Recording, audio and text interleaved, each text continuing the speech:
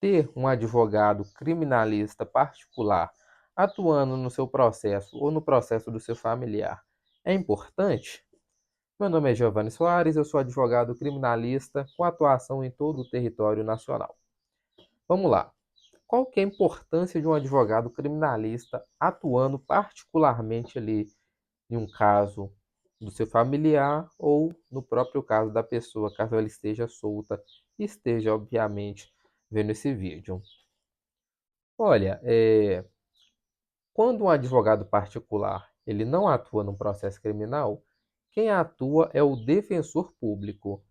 O defensor público, ele é um advogado que trabalha para o Estado e fica à disposição daquelas pessoas que não têm condições financeiras de pagar um advogado particular.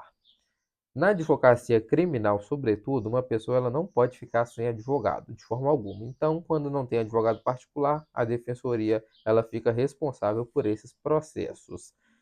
Mas qual que é a diferença da atuação do defensor público para um advogado particular? Vamos lá.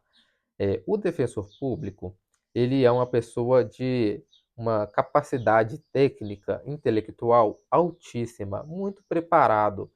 O problema é que a defensoria pública, atualmente, ela está abarrotada de trabalho. Ou seja, um defensor público, por exemplo, numa manhã de audiência na vara de, na vara de proteção à mulher, no que diz respeito à Lei Maria da Penha, ele vai fazer, por exemplo, 10 audiências de uma vez, 15 audiências de uma vez na vara de violência doméstica.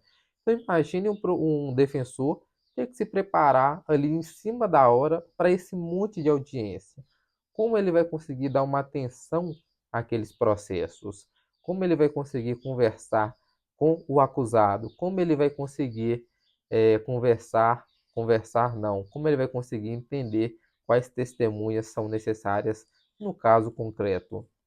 Então, o defensor, apesar de toda a capacidade técnica que ele tem, ele, por estar abarrotado de trabalho, ele não consegue ter uma atuação de excelência com a profundidade que um processo criminal requer em muitas situações. Então, não é que ele é desleixado, não é que ele não está nem aí para o acusado, para o réu. É simplesmente excesso de trabalho. Então, ele não vai conseguir visitar unidades prisionais com frequência. Por exemplo, se você tem um advogado particular e o seu familiar está preso, você fala com o advogado: olha, eu estou precisando que vá até a unidade prisional, converse com ele a respeito disso. Obviamente, coisas lícitas, coisas que digam respeito ao processo e não coisas que não sejam legais, até porque isso é crime e o advogado pode incorrer em várias infrações se ele participar disso. Agora, falar sobre o processo, dar um recado, né? Por exemplo, às vezes a esposa do réu, ela tem filho e ela quer que ele saiba, ela quer que ele fique ciente, ela quer que saiba como está a família. E isso normalmente o advogado pode dizer sem problema nenhum. Levar um medicamento à unidade prisional, entendeu? Então, o advogado particular, ele tem disponibilidade para isso. Agora, o defensor não tem essa disponibilidade. Como que um familiar vai chegar para um defensor público e falar: defensor, eu quero que o senhor visite meu filho?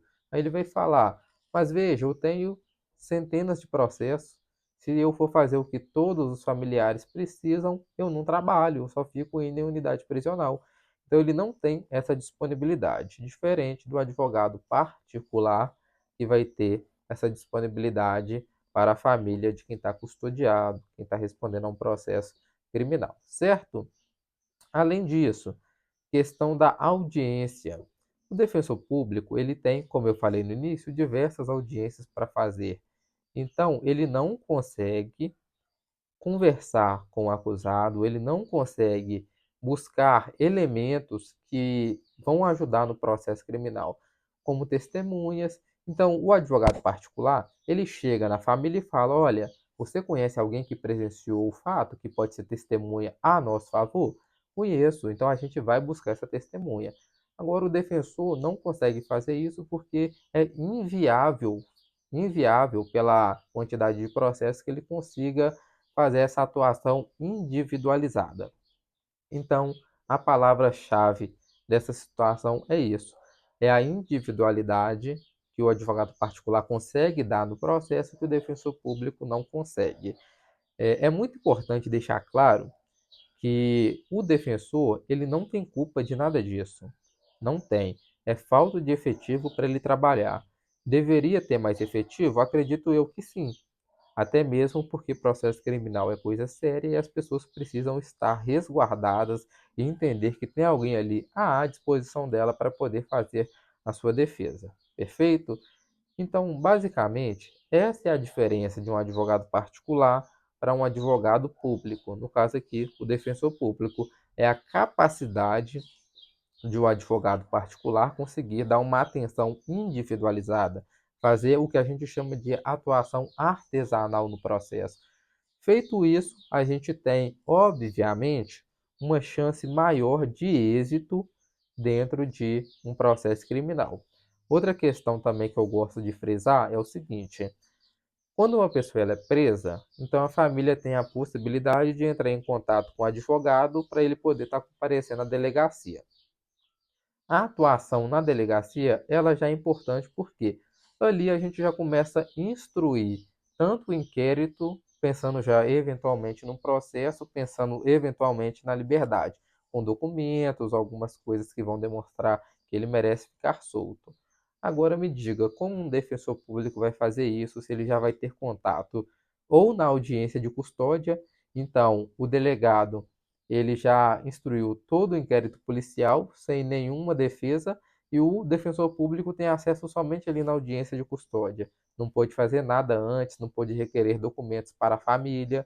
Imagine, um advogado particular, ele chega no familiar e fala: eu preciso da certidão de nascimento dos filhos do preso, preciso de carteira de trabalho dele, preciso de comprovância de endereço dele, preciso de declarações assim, assim, assado, e você reúne tudo e vai para a audiência de custódia.